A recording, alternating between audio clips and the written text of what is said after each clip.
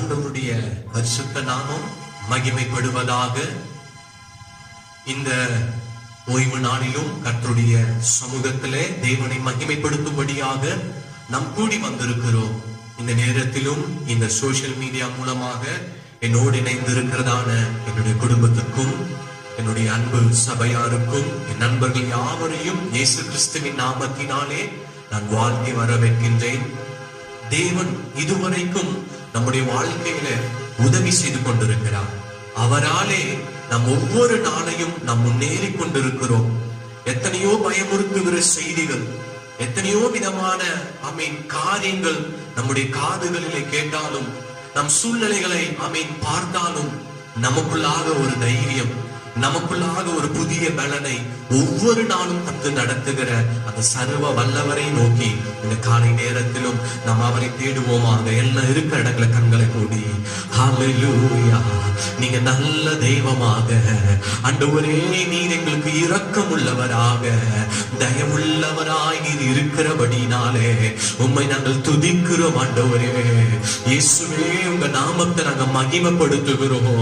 கர்த்தாவே, உம்முடைய சித்தத்தை செய்யும்படியாக, உம்மை ஆராதிக்கும்படியாக உங்க சமூகத்தில் நாங்க வந்திருக்கிறோம். ஆண்டவரே, பரலோகத்தில் உம்முடைய சித்தம் செய்வது போல இந்த ஆராதனையிலும் இந்த நேரத்திலும் எங்கள் வாழ்க்கையிலும் உம்முடைய சித்தம் செய்யப்பட இயேசுவின் நாமத்திலே நாங்கள் ஜெபம் பண்ணுகிறோம். ஐயா இயேசுவே, இன்றைக்கும் தாகத்தோடும் ஆண்டவரை காத்திருந்து ஆண்டவரினோடு இடைப்பட வேண்டும் என்று ஆண்டவரை ஏக்கத்தோடு வந்திருக்கிற ஒவ்வொரு இருதயங்களையும் என் ஆண்டவர் நீங்க சந்திக்க போறீங்க. ஆண்டவரே, நீங்க தொட போறீங்க. ஆண்டவரே, புதிய வல்லமையும் புதிய தொடுதலும் ஒவ்வொருவர் மேலும் உண்டாக போவதற்காக நன்றி.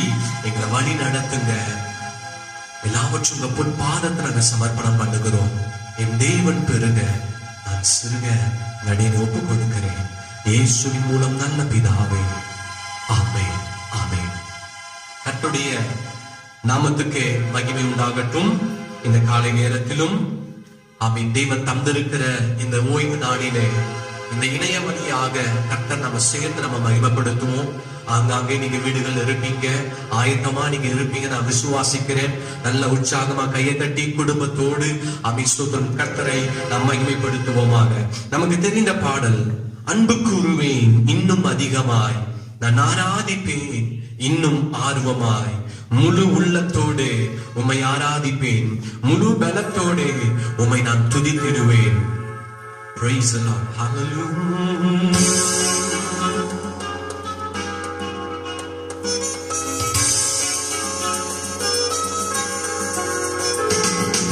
அன்பு கூறுவேன் இன்னும் அதிகமாய், ஆராதிப்பேன் இன்னும் ஆர்வமாய். அன்பு கூறுவேன் இன்னும் அதிகமாய், ஆராதிப்பேன் இன்னும் ஆர்வமாய். முழு உள்ளத்தோடு ஆராதிப்பேன், முழு பலத்தோடு அன்பு கூறுவேன். ஆராதனை ஆராதனை ஆராதனை ஆராதனை ஆராதனை ஆராதனை ஆராதனை. எபினேசரே, எபினேசரே, இதுவரையில் உதவி நீரே. எபினேசரே, எபினேசரே, இதுவரையில் உதவி நீரே. இதுவரையில் உதவி நீரே. உம்மை முழு உள்ளத்தோடு ஆராதிப்பேன், முழு பலத்தோடு அன்பு கூறுவேன். ஆராதனை ஆராதனை ஆராதனை ஆராதனை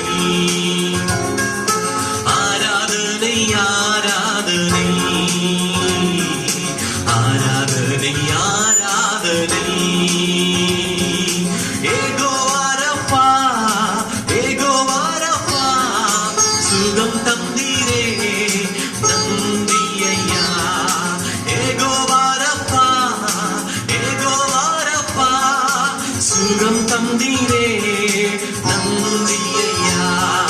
சுகம் தந்தீரே நன்றி ஐயா. உம்மை முழு உள்ளத்தோடு ஆராதிப்பேன், முழு பலத்தோடு அன்பு கூறுவேன். ஆராதனை ஆராதனை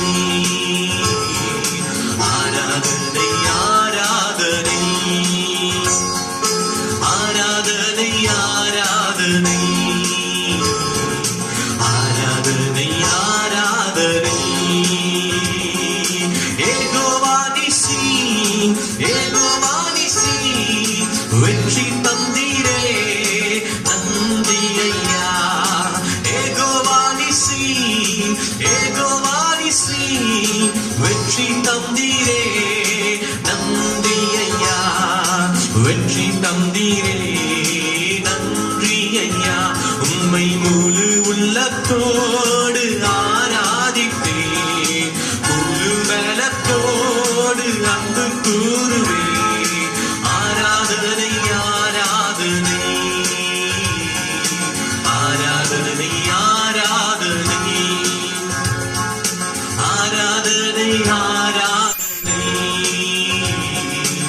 ஆராதனை ஆராதனை. அன்பு கூறுவேன் இன்னும் அதிகமா, ஆராதிப்பேன் இன்னும் ஆர்வமா. அன்பு கூறுவேன் இன்னும் அதிகமாய், ஆராதிப்பேன் இன்னும் ஆர்வமா. ஆண்டவர் நம்முடைய வாழ்க்கையில அதிசயங்களை செய்கிறவராக, ஜெயம் தருகிற தேவனாக அவர் இருக்கின்றார். இருக்கிற இடங்களை கண்களை மூடி சில வினாடிகள் கர்த்தர் நம்ம துதிக்கலாம். யெகோவா ராஃபாவாக நம்முடைய குடும்பத்துக்கு, நம்முடைய சரீரத்துக்கு அவர் சுகம் தந்திருக்கிறார், பலம் தந்திருக்கிறார். ஆண்டவரே, பலமுள்ளவனுக்காகிலோ பலவனற்றவனுக்காகிலோ உதவி செய்கிறது உமக்கு லேசான காரியம் அல்லவா ஆண்டவரே. நாங்கள் நிர்மூலமாகாமல் இருப்பது உம்முடைய தயவு ஆண்டவரே. அதை நினைத்து நாங்கள் உம்மை துதிக்கிறோம், அதை நினைத்து உம்மை நாங்கள் ஸ்தோத்திரிக்கிறோம். ஹல்லேலூயா. எபினேசரே, எபினேசரே, இதுவரையில் உதவி நீரே. எத்தனையோ உதவிகள் உங்களுக்கு மனிதர்கள் செய்திருக்கலாம். ஆனா எல்லாவற்றுக்கும் மேலான ஒரு உதவியை பரம தகப்பன் குமாரனாகிய இயேசுவின் மூலமாக நம்முடைய வாழ்க்கையிலே, நம்முடைய ஆத்துமாவில் அவர் செய்திருக்கிறார். ஆமென். அழிவுக்கு ஆமென் பாத்திரவான்களாய் நாம் இருந்தோம், நரகத்துக்கு பாத்திரவான்களாக இருந்தோம். ஆனால் குமாரனாகிய இயேசுவின் மூலமாக நித்திய ஜீவனுக்குரியவர்களாக, பரலோக ராஜ்யத்துக்குரியவர்களாக நம்மை மாற்றின ஆண்டவரை பார்த்து சொல்லுவோம், எபினேசரே, எபினேசரே, இதுவரையில் உதவி நீரே. எபினேசரே, எபினேசரே, இதுவரையில் உதவி நீரே. இதுவரையில் உதவி நீரே. இந்த ஆண்டவரை, எனக்கு உதவின ஆண்டவரை நான் அன்பு கூறுவேன் என்று சேர்ந்து நாம் சொல்லி நாம் ஜெபிக்க போகிறோம். அன்பு கூறுவேன் இன்னும் அதிகமாய், ஆராதித்தேன் இன்னும் ஆர்வமாய். அன்பு கூறுவேன் இன்னும் அதிகமாய், ஆராதித்தேன் இன்னும் ஆர்வமாய். ஆமாண்டவரே, உண்மையே நாங்கள் இன்னும் ஆர்வமாய் நாங்கள் துதிப்போம், இன்னும் அதிகமாய் நாங்கள் அன்பு கூற எங்களுக்கு அப்படிப்பட்ட இருதயத்தை ஆண்டவரே தருவீராக. செய்வீராக ஆண்டவரே. இந்த காலை நேரத்திலும் ஒரு காரியத்துக்காக நாம ஜெபம் பண்ண போகிறோம். இன்னைக்கு முழு உலகமும் ஏங்கிக் கொண்டிருக்கிற ஒரு காரியம், ஒவ்வொரு வீடுகளும் ஒவ்வொரு இருதயங்களும் தவித்துக் கொண்டிருக்கிற ஒரு காரியம் என்னவென்றால், ஒரு சமாதானமுள்ள ஒரு வாழ்க்கை, ஒரு சமாதானமான ஒரு சூழ்நிலைமை, சமாதானமான ஜீவிதம் வாழ கர்த்தர் உதவி செய்ய மாட்டாரா என்று ஸ்தோத்திரம் ஏங்கிக் கொண்டிருக்கிற ஒவ்வொரு இருதயங்களுக்காக, ஏன் நமக்காகவும் கூட இந்த காலை நேரத்துல நம்ம ஜெபம் பண்ணலாம். ஆண்டவரே, என் சமாதானத்தை வைத்து போகிறேன் என்று சொன்னீரே, உங்க சமாதான நதியை போல இருக்கும் என்று சொன்னீரே. கண்ணீரோடு இருக்கிற குடும்பங்கள், வேதனைகளோடு இருக்கிற குடும்பங்கள், பயத்தோடு இருக்கிற குடும்பங்கள் ஏராளம் ஆண்டவரே. இயேசுவே, ஒவ்வொரு இருதயங்களையும் இந்த நேரத்திலே கர்த்தருடைய இயேசுவினுடையதான சமாதானமானது முழுவதுமாய் நிரப்பட்டுமே. என்னை நோக்கி கேளுங்கள் என்று சொன்னீர் ஐயா. உங்க சமூகத்தை நாங்கள் கேட்கிறோம். உங்களுடைய சமாதானம் எங்களுக்கு வேண்டும், உங்க சமாதானம் எங்களுக்கு வேண்டும் ஆண்டவரே. உங்க சமாதானத்தால் எங்கள் இருதயங்கள் நிரப்பட்டுமே. ஹல்லேலூயா, ஹல்லேலூயா. ஆண்டவரே, உயிர் தெழுந்த பிறகு ஆண்டவரே, உங்களுடைய சீடர்களை சந்திக்கும் பொழுது அவங்க முதல் வார்த்தையா சொல்லி நீங்க தேய்ச்சின காரியம், சமாதானம் உண்டாக கடவுது.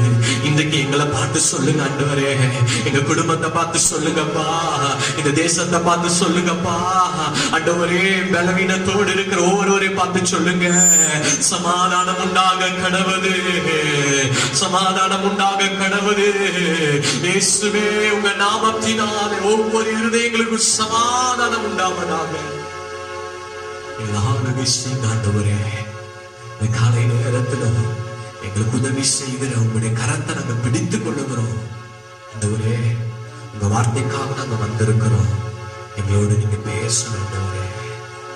மனுஷன் பேசுகிற சத்தம் அல்லப்பா, பரலோகத்தின் சத்தம் ஆண்டவர். எங்க இருந்தாலும் ஆண்டவரே, மொபைல் மூலமாகவோ ஆண்டவரே, டிவி மூலமா எப்படி பார்த்து கொண்டிருந்தாலும் அதுல இருந்து தேவ பிரசனம், அதுல இருந்து தேவ சத்தம் எங்க இருதயங்களுக்கு வேண்டுமே.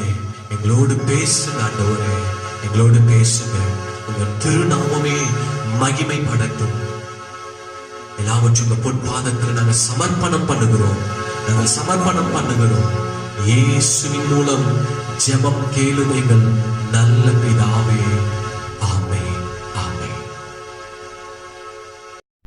ஆண்டவருடைய நல்ல நாமம் மகிமைப்படுவதாக. இந்த நாளிலும் கர்த்தருடைய வார்த்தையை உங்களோடு பகிர்ந்து கொள்வதில நான் ரொம்ப மகிழ்ச்சி அடைகிறேன். சங்கீத புஸ்தகங்களை நாம் வாசிக்கும் பொழுது கர்த்தருடைய வசனம் ஜீவன் உள்ளதாய் இருக்கிறது. கர்த்தருடைய வார்த்தை வல்லமையுடையதாய் இருக்கிறது. இன்றைக்கும் அந்த வார்த்தை உங்கள் வாழ்க்கையில ஜீவனையும், இந்த வார்த்தைகள் உங்கள் வாழ்க்கையில ஒரு பெரிய மாற்றத்தையும் கொண்டு வரும். நாம் எதிர்பார்ப்போடு தாகத்தோடு அவருடைய சமூகத்துக்கு நாம் வர வேண்டும். இந்த வார்த்தையை கேட்டுக்கொண்டு இருக்கிற எனக்கு அன்பான என்னுடைய சபையார், நண்பர்கள் யாவரையும் இயேசுவின் நாமத்தினால் ஒரு விசை கூட நான் வரவேற்கிறேன். என்னோடு கூட சேர்ந்து இன்றைக்கும் நாம் தியானிக்கிற வேத பகுதி நாம் திருப்பிக் கொள்வோம். எரேமியா தீர்க்கதரிசியின் புத்தகம் 33ஆம் அதிகாரம் 3வது வசனம். Jeremiah chapter 33 verse 3. நான் வாசிக்கிறேன்.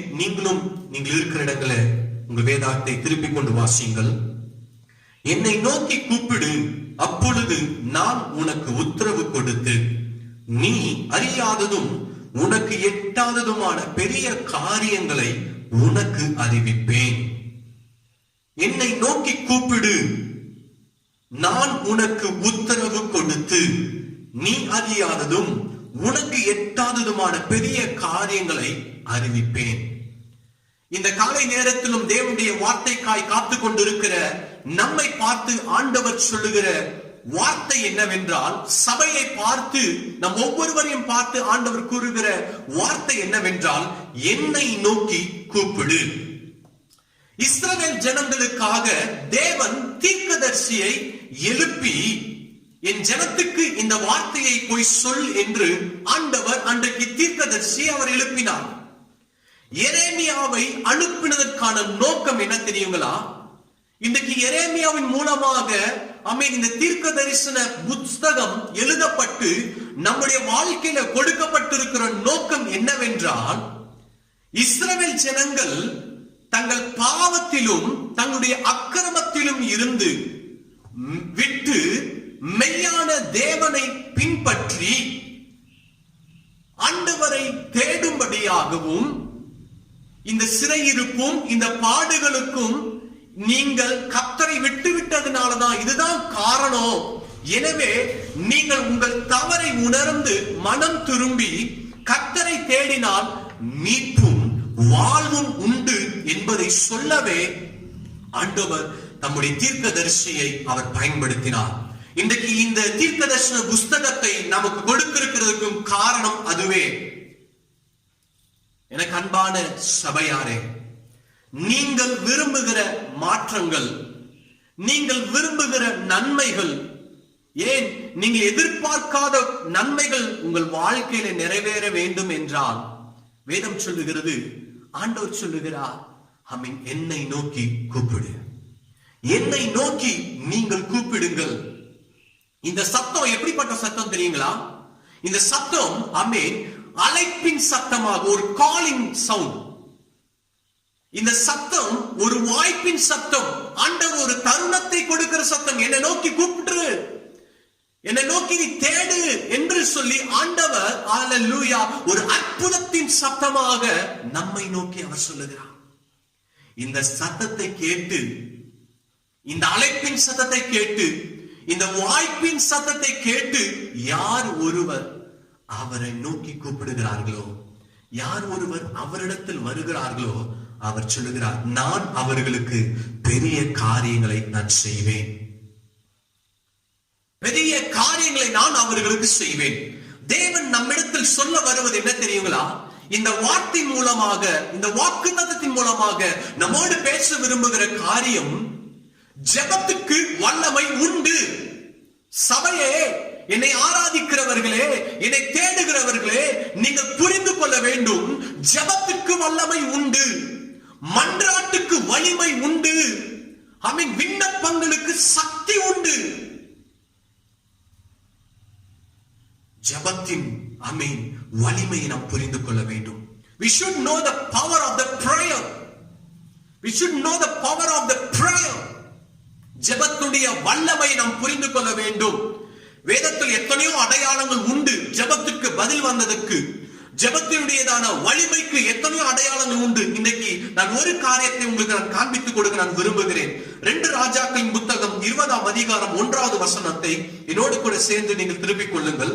2 ராஜாக்கள் 20ஆம் அதிகாரம் அதனுடைய 1வது வசனம். அந்நாட்களிலே எசேக்கியா வியாதிப்பட்டு மரணத்துக்கு ஏதுவாய் இருந்தான். அப்பொழுது ஆமோத்சின் குமாரனாகிய ஏசாயா என்னும் தீர்க்கதரிசி அவனிடத்தில் வந்து அவனை நோக்கி, நீர் உமது வீட்டு காரியத்தை ஒழுங்குபடுத்தும், நீர் பிழைக்க மாட்டீர், மரித்து போவீர் என்று கர்த்தர் சொல்லுகிறார் என்றான். எசேக்கியா என்கிற ஒரு நல்ல ஒரு சிறப்பான ராஜா இஸ்ரவேல் தேசத்திலே கர்த்தர் தந்ததான அந்த ராஜபாரத்தில் ஆளுகை செய்து கொண்டிருக்கும் பொழுது அவன் வியாதிப்படுகிறான். வியாதிப்படும் பொழுது ஆண்டவர் தீர்க்கதரிசியை சொல்லி அனுப்புறாரு, எப்பா உனக்கு டைம் முடிஞ்சு போச்சு, இனி நீ பிழைக்க மாட்ட, எனவே நீ எல்லா காரியத்தை என்ன செய்ய, ஒழுங்குபடுத்து. அப்படின்னா என்ன, அடக்க ஆராதனைக்கு நீ ரெடி பண்ணிரு, நீ செத்து போயிருவ அப்படின்னு சொல்லி ஆண்டவர் எசேக்கியாவை அனுப்புகிறார். இப்ப ஏசாயா மூலமாக எசேக்கியா இந்த செய்தியை கேட்ட உடனே போய் அவர் பாக்ஸ் ரெடி பண்ணலங்க. உடனே போய் செல்போன் எடுத்து எல்லாருக்கும் கால் பண்ணி, நான் செத்து போயிருவேன், எல்லாரும் வந்துருங்க, அதுக்கு முன்னாடி நான் பாத்துக்கிறேன் உங்க மூஞ்ச அப்படின்னு சொல்லி இதெல்லாம் ரெடி பண்ணல. உடனே அவர் செய்த காரியம் என்ன தெரியுங்களா? அவன் சுவர்புறமாக திரும்பி கர்த்தரை நோக்கி, அவன் கர்த்தரிடத்துல தன்னுடைய விண்ணப்பத்தை அவன் வைத்தான், தேவனிடத்துல தன்னுடைய ஜெபத்தை வைத்தான். நல்லா புரிஞ்சுக்குங்க, இந்த இடத்துல நம்ம கவனிக்க வேண்டிய ஒரு காரியம், கடவுளே சொல்லிட்டாரு, ஆண்டவரே சொல்லிட்டாரு, ஒழுங்குபடுத்து, நீ செத்து போயிருவேன். கடவுளே சொல்லிட்டாரு, ஆயத்தம் பண்றதை விட வேற வேலை என்ன, மாத்த முடியாது, அதுதான் நடக்கும் அப்படின்னு சொல்லி எசேக்கியா தீர்மானத்துக்கு வரல. இல்ல இல்ல இல்ல, ஜெபத்துக்கு வல்லமை உண்டு, ஜெபத்துக்கு வலிமை உண்டு, விண்ணப்பத்துக்கு அற்புதம் நடக்கும் என்பதை எசேக்கியா புரிந்து கொண்டபடினாலே he pleased God. அவன் தேவனிடத்தில் அவன் கெஞ்சுகிறான், அவன் அழுகிறான், ஆண்டவரே எனக்கு இரங்கும் ஐயா என்று அவன் கண்ணீரோடு அவன் ஜெபம் பண்ணுகிறான். நடந்தது என்ன தெரியுங்களா? அவன் ஸ்தோத்திரம், ஏசாயா சொல்லி வாசலை தாண்டலங்க. ஏசாயா ராஜாவிட்ட வந்து சொன்ன செய்தி வாசலை தாண்டல.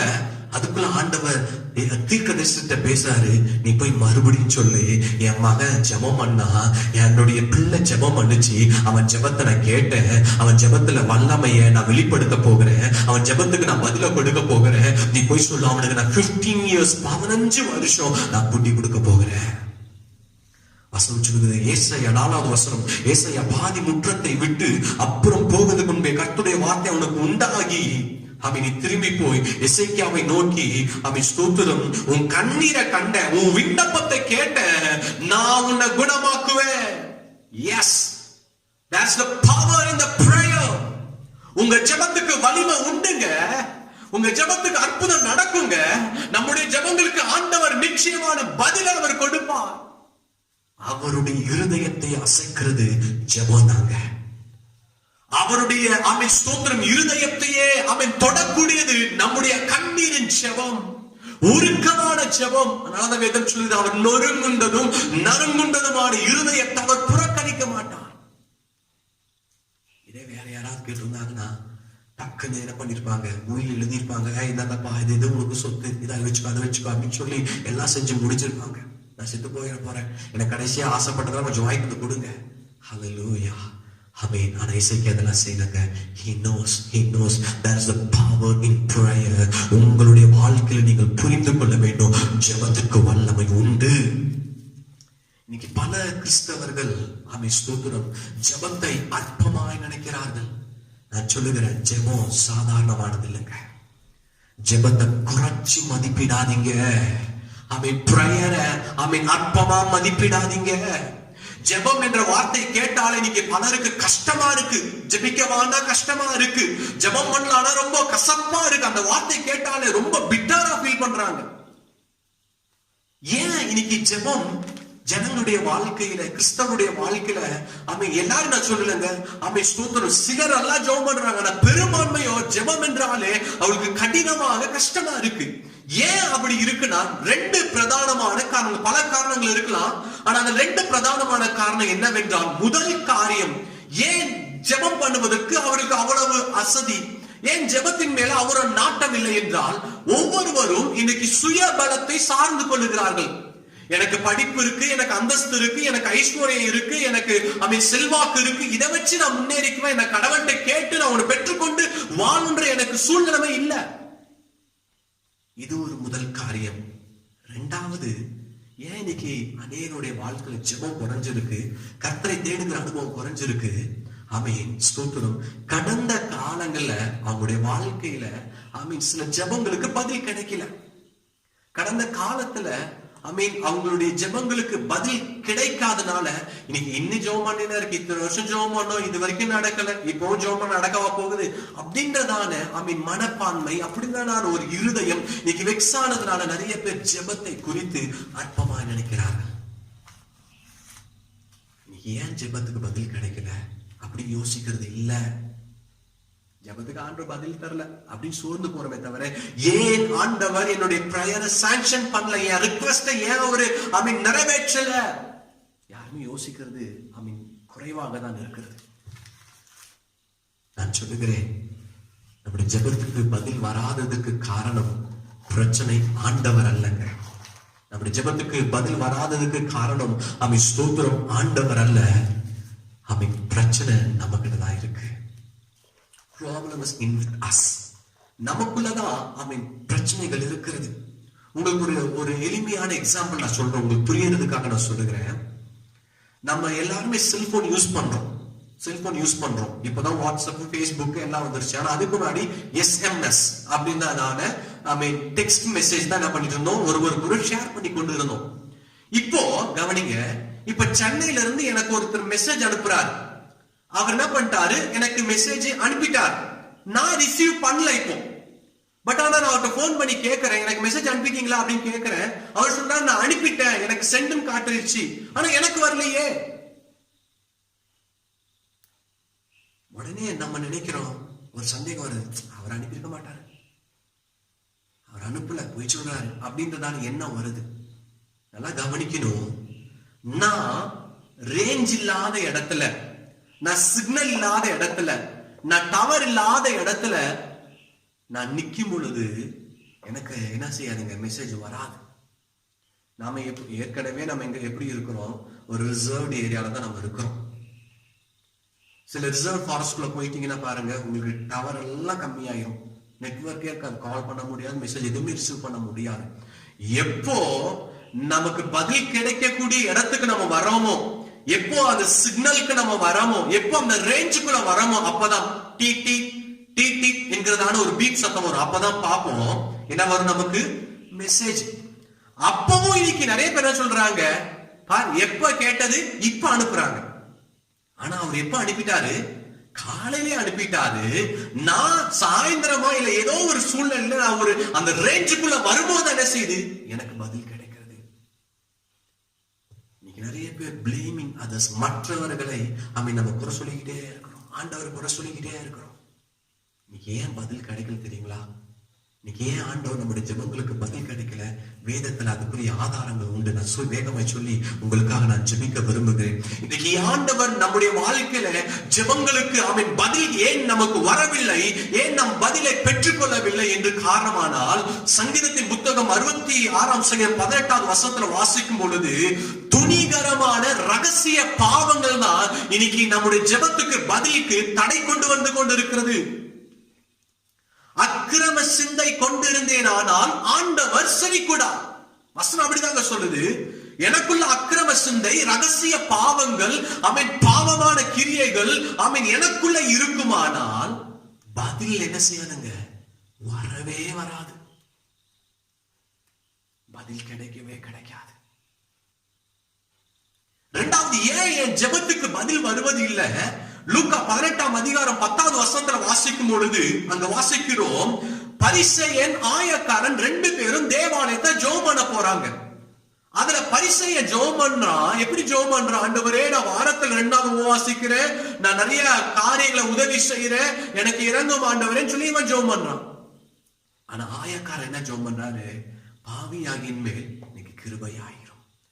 இன்னைக்கு ஏன் ஜெபத்துக்கு பதில் வருவதில்லை? இன்னைக்கு ஆவிக்குரிய பெருமைகள், இன்னைக்கு ஆவிக்குரிய பெருமைகள், இன்னைக்கு அந்த தவறான குணம், மற்றவர்களை அற்பமா எண்ணுகிற அந்த குணம். மூன்றாவது, ஏன் ஜெபத்துக்கு பதில் வருவதில்லை, ஏன் ஜெபத்துக்கு பதில் கிடைப்பதில்லை? ஸ்தோத்திரம். நீதிமொழிகள் 28ஆம் அதிகாரம் 9வது வசனத்துல வாசிக்கும் பொழுது, வேத சட்டத்துக்கு கீழ்ப்படியாதிருப்பாரானால் வேண்டுதல்களை அவர் தள்ளுவார். வேத வசனத்துக்கு யார் செவி சாய்க்கலையோ அவர்களுடைய ஜெபத்தை அவர் தள்ளுவார். வேண்டாம் அப்படின்னு செய்வாராம், ஆண்டவர் தள்ளுவார். இப்படிப்பட்ட நிலைமையில இருந்து நாம ஜெபம் பண்ணி, ஆண்டவரே எனக்கு உதவி செய்யுங்க, அற்புதம் செய்யுங்க, நன்மை செய்யுங்கன்னா நிச்சயமா அவரால் செய்ய முடியாதுங்க. நாம் நல்லா புரிஞ்சுக்கணும், ஜெபம்னா என்ன, ஜெபம் என்றால் என்ன. ஜெபம் என்றால் சுருக்கமா அழகா புரியுமா சொல்றேன், நான் அவரோடு பேசணும், அவர் என்னோடு பேசணும், அதுதாங்க ஜெபம். நான் அவரோடு பேசுவதும் அவர் என்னோடு பேசுவதுதான் ஜெபம். Prayer is a relationship. ஜெபம் என்பது ஒரு உறவுங்க. ஜெபம் என்பது ஒரு ஐக்கியம், ஆண்டவரோடும் எனக்கும் ஏற்படுகிற ஒரு ஐக்கியம். ஜெபத்தை தனியா பார்க்காதீங்க, ஜெபத்தை ஒரு வித்தியாசமா பார்க்காதீங்க, அது உறவு சார்ந்த ஒரு அனுபவம். ஜெபம் தேவனோடு உறவு சார்ந்த ஒரு அனுபவம், ஐக்கியம் சார்ந்த ஒரு அனுபவம். It's a fellowship and relationship. நாம போய் ஒருத்தர் உதவி கேட்கிறோம், நமக்கு ஒரு தேவை வருது, நம்ம ஒரு தேவையோட நம்ம இருக்கும் பொழுது அவங்கள்ட்ட போய் ஒரு தேவைக்காக நம்ம நிக்கிறோம், ஐயா எனக்கு இந்த உதவி செய்யுங்க அப்படின்னு சொல்லும் பொழுது பெரும்பாலானோ நல்லா கவனிங்க, நம்ம கேட்டதினால நமக்கு உதவி செய்யற அவங்க சொல்வது கிடையாது. பெரும்பாலான நேரங்களில நமக்கும் அவர்களுக்கும் ஒருவருக்கொருவர் இருக்கும் பழக்கத்தினாலதான் அவங்க நமக்கு உதவி செய்வாங்க. நமக்கும் அவங்களுக்கும் ஒரு பழக்கம் இல்லைன்னா நம்ம கேட்கறது அவங்களால செய்யவே முடியாது. சொல்லுவாங்க நம்மளுக்கு கொடுக்கும் போதே, நம்ம 2 பேரும் பழகினதுனால இதை நான் உங்களுக்கு நான் செய்யறேன், நமக்குள்ள நல்ல ஒரு உறவு இருக்கிறனால நான் கொடுக்கிறேன். அதே போலதான் ஆண்டவர் சொல்றாரு, அவை ஸ்தோத்திரம், தேவ பிள்ளைகளாகி நாம் இதை புரிந்து கொள்ள வேண்டும். என்னை நோக்கி கூப்பிடு என்பதன் அர்த்தம் என்ன? என்னிடத்தில் ஐக்கியமாயிரு, அப்போது நான் உனக்கு அறியாததும் எட்டாவதுமான பெரிய காரியத்தை செய்வேன். ஆண்டவரோடு நம்ம ஐக்கியமா இருக்கணும். அதுதான் ஜெப நேரம். அதுதான் அவரோடு ஐக்கியப்படுகிற ஒரு நேரம். யோவான் 17ஆம் அதிகாரம் 21வது வசனத்துல இயேசு கிறிஸ்து கடைசியா அவர் ஜெபம் பண்ணுகிறார். 17ஆம் அதிகாரம் ரொம்ப முக்கியமான ஒரு அதிகாரம். அதுல பல விஷயங்களுக்கு அவர் ஜெபம் பண்ணிட்டு வரும்பொழுது 21வது வசனத்துல அவர் சொல்றாரு, அவர்கள் எல்லாரும் ஒன்றாய் இருக்கவும், பிதாவே நீர் என்னை அனுப்பினதை உலகம் விசுவாசிக்கிறதுக்காக நீர் என்னிலேயும் நான் உம்மிலேயும் இருக்கிறது போல அவர்கள் எல்லாரும் நம்மில் ஒன்றாய் இருக்க வேண்டுகிறேன். ஆண்டவருடையதான இயேசுவுடையதான வாஞ்சை என்ன தெரியுங்களா? தாகம் என்ன தெரியுங்களா? நம்ம எல்லாரும் அவர்கள் எப்படி இருக்கணுமா? ஒன்றாய் இருக்கணும், ஐக்கியமா. ஏன் ஆண்டவரோடு நாம ஒன்றாய் இருக்கணும். இயேசுவே அப்படிதாங்க ஜெபம் பண்றாரு. நாம ஒன்றாய் இருப்பது போல, பிதாவாகிய நீரும் நாமும் ஒன்றாய் இருக்கிறது போல, பரிசுத்த ஆவியானவர் ஒன்றாய் இருப்பது போல, என்னோடு கூட இருக்கிறவர்கள், இந்த அப்போஸ்தலர்கள், இந்த கிறிஸ்தவர்கள், தேவ ரத்தத்தால் மீட்கப்பட்டவர்கள் அவரோடு எப்படி இருக்கணுமா? ஒன்றாய் இருக்கணும். பிசாசு உடைக்க நினைக்கிறதே இந்த உறவை தாங்க. பிசாசுக்கு பிடிச்சது என்ன தெரியுங்களா? பிரிவினையும் ஸ்தோத்திரம் தனிமையும் தான். தனிமைப்படுத்தணும், செப்பரேட் பண்ணணும், ஒதுக்கணும். கூட்டு சேர்வது, அவனுக்கு ஐக்கியமா இருப்பது பிசாசுக்கு பிடிக்கவே பிடிக்காது. ஆனா ஆண்டோடைய இருப்பு என்ன தெரியுங்களா? எங்க 2-3 பேர் நாமத்தினால கூடுகிறீர்களோ அங்க நான் இருப்பேன். ஆண்டவர் விரும்புறது என்ன? ஐக்கியத்தையும் உறவையும் அவர் விரும்புகிறார். ஆனா பிசாசுடைய விருப்பம் என்ன? நீங்க எல்லாம் எப்படி இருக்கணும்? ஒன்னா இருக்க கூடாது, பிரிஞ்சிருக்கணும், தனிச்சிருக்கணும். பிசாசின் தந்திரம் ஆதி முதல் கொண்டு இன்று வரைக்கும் நடந்து கொண்டிருக்கு. ஏதேன் தோட்டத்தில் ஆரம்பிச்சது ஸ்தோத்திரம் இன்ன வரைக்கும் தொடர்ந்து கொண்டே இருக்கு. அதனாலதான் ஆண்டவர் சொன்னார், என்ன சொன்னாரு? பிசாசுக்கு இடம் கொடாமல் இருங்கள், பிசாசுக்கு இடம் கொடாமல் இருங்கள். Connect with God, connect with family, connect with church. ஆண்டவரோடு ஸ்தோத்திரம் இணைந்திருங்கள். உங்கள் சொந்த குடும்பத்தோடு இணைந்திருங்கள். உங்கள் திருச்சபையோடு இணைந்திருங்கள். இந்த உறவை இழக்காதீங்க, சத்ருக்கு இடம் கொடுக்காதீங்க, பிசாசுக்கு இடம் கொடுக்காதீங்க. ஆண்டவர் அதைதான் அவர் நம்மிடம் எதிர்பார்க்கிறார். ஆண்டவரோடு இந்த உறவை ஜனங்கள் இழந்ததுனாலதான் அவங்க பாபிலோனுக்கு அடிமைகளாய் கொண்டு போகப்பட்டார்கள். ஆண்டவரோடு அந்த உறவை அவர்கள் விட்டதுனாலதான் அவர்கள் சிறையிருப்புக்குள்ளாய் போனார்கள். ஆனா போன இடத்துல அவங்க உணர்ந்து, ஹல்லேலூயா ஆண்டவரே, உங்க உறவுக்குள்ள நாங்க வந்துடுறோம்பான்னு சொல்லி அந்த உறவுக்குள்ளாக கர்த்தரை நோக்கி கூப்பிட, கர்த்தரிடத்துல ஐக்கியமாக அவங்களை ஆரம்பித்த பொழுது கிமு 536 கர்த்தர் ஒரு பெரிதான விடுதலையை கொடுத்து மீண்டும் அவர்களை இஸ்ரவேலுக்குள்ளாக கொண்டு வந்தார். எருசலேமுக்கு அவர்களை கொண்டு வந்தார். ஹல்லேலூயா. விடுதலை வந்தது, அற்புதம் வந்தது. Because of the relationship with God. ஆண்டவரை விட்டு பிரிஞ்சிங்கன்னா வசனம் சொல்லுது, ஸ்தோத்திரம், நாம நஷ்டப்பட்டு போவோம். ஜெபம் உறவு சார்ந்த அனுபவம். நான் ஜெபிக்க போறேன்னா உங்க உள்ளத்துல உணர்ந்து கொள்ள நான் ஆண்டவரோட ஐக்கியமா இருக்க போகிறேன். நான் முழங்கால் பண்ணிட்டு நான் விண்ணப்பம் பண்ண போறேன்னா நான் ஆண்டவரோட இணைய போகிறேன். அந்த அனுபவத்திற்குள்ளாக திருச்சபை நம் ஒவ்வொருவரும் வரும் பொழுது நாம் அறியாத விட்டாதுமான பெரிய காரியத்தை செய்வார். கண்களை மூடி நம்ம ஜெபம் பண்ணுவோமே. இருக்கிற இடங்கள்ல பரிசுத்தமுள்ள ஆவியானவரே, ஜெபத்தின் வலிமையை புரிந்து கொள்ளுகிற இருதயத்தை எங்களுக்கு தருவீராக. ஜெபத்தின் மகிமையை புரிந்து கொள்ளுகிற, உறவின் மேன்மையை புரிந்து கொள்ளுகிற இருதயத்தை எங்களுக்கு தருவீராக ஆண்டவரே. எத்தனையோ சூழ்நிலைகள்ல ஜெபம் கசந்து போய் இருக்கிறது. எத்தனையோ நேரங்கள ஜெபம் ரொம்ப கடினமா இருக்கு. ஹல்லேலூயா. 5 நிமிஷம் ஜெபிக்கிறதே பெரும்பாடா இருக்கு. ஜெபத்துக்கு கூப்பிட்டா ரொம்ப சலிப்பா இருக்கு. இந்த நிலைமையெல்லாம் ஆண்டவர் இன்றோடு மாறி போவதாக இந்த வார்த்தை கேட்டுக் கொண்டிருக்கிற ஒவ்வொருடைய வீடுகளிலும் ஒரு அற்புதம் நடப்பதாக, ஒவ்வொரு இருதயத்தில் ஒரு மாற்றம் வருவதாக ஜெபம் பண்ணுங்க. எனக்குள்ளாக ஆண்டவரே ஜெபத்தின் மேன்மையை புரிந்து கொள்ளுகிற இருதயத்தை தாங்க ஆவியானவரே, எனக்குள்ளாக ஜெபத்தின் மேன்மை புரிந்து கொள்ளுகிற வாஞ்சை எனக்கு தாங்க ஆவியானவரே. ஹல்லேலூயா, ஹல்லேலூயா. Prayer is a relationship with God. Prayer is a relationship with God. Hallelujah. அது அசட்டை பண்ணாதீங்க, அது அற்பமா எண்ணாதீங்க. ஆமென். ஹல்லேலூயா, ஹல்லேலூயா. ஆண்டவரே எனக்கு அப்படிப்பட்ட இருதயத்தை கொடுங்க. பிசாசுக்கு இடம் கொடுக்காதீங்க. அவன் உறவை உடைக்க பாப்பான், உங்களை தனிச்சு விட பாப்பான், உங்களை செப்பரேட் பண்ண பாப்பான். ஹல்லேலூயா. தேவனோடு உறவு, குடும்பத்தோடு ஐக்கியம், சபையோடு ஐக்கியம், இந்த நிலைமைக்குள்ளாக உங்களை ஒப்பு கொடுங்க. அப்போது நீங்கள் அறியாததோ எட்டாதுமான பெரிய காரியங்களை தேவனாகிய கர்த்தர் உங்கள் வாழ்க்கையில் அவர் செய்து முடிப்பார். ஹல்லேலூயா. ஆண்டவரே, இந்த காலை நேரத்தில் அர்ப்பணித்துக் கொண்டிருக்கிற, ஜெபித்துக் கொண்டிருக்கிற ஒவ்வொருவருக்காய் நான் ஜெபம் பண்ணுகிறேன். இயேசுவின் உயிர்த்தெழுந்த வல்லமை ஒவ்வொருவரையும் தொடுவதாக, ஒவ்வொருவரையும் நிரப்புவதாக.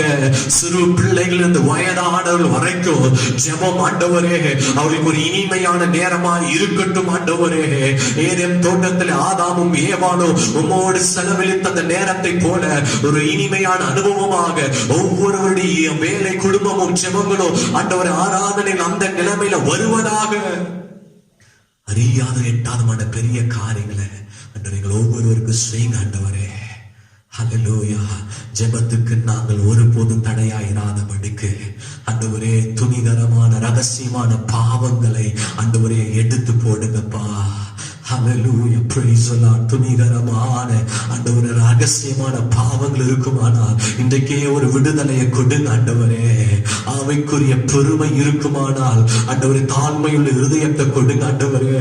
வேதத்தை புறக்கணிக்கிற ஒரு எண்ணம் இருக்குமானால் வேதத்துக்கு கீழ்ப்படுகிற ஒரு இருதயத்தை தருவீராக. உங்க திருக்கரத்தில் ஒப்பு கொடுக்கிறோம் ஆண்டவரே. பெரிய காரியங்களை செய்திடுங்க. இயேசுவின் மூலம் ஜெபம் கேளும் நல்ல பிதாவே, ஆமென். என் ஆத்துமாவே கர்த்தரை ஸ்தோத்திரி, என் முழு உள்ளமையோட பரிசுத்த நாமத்தை ஸ்தோத்திரி. என் ஆத்துமாவே கர்த்தரை ஸ்தோத்திரி, கர்த்தர் செய்த சகல உபகாரங்களை மறவாதே. ஆமென்.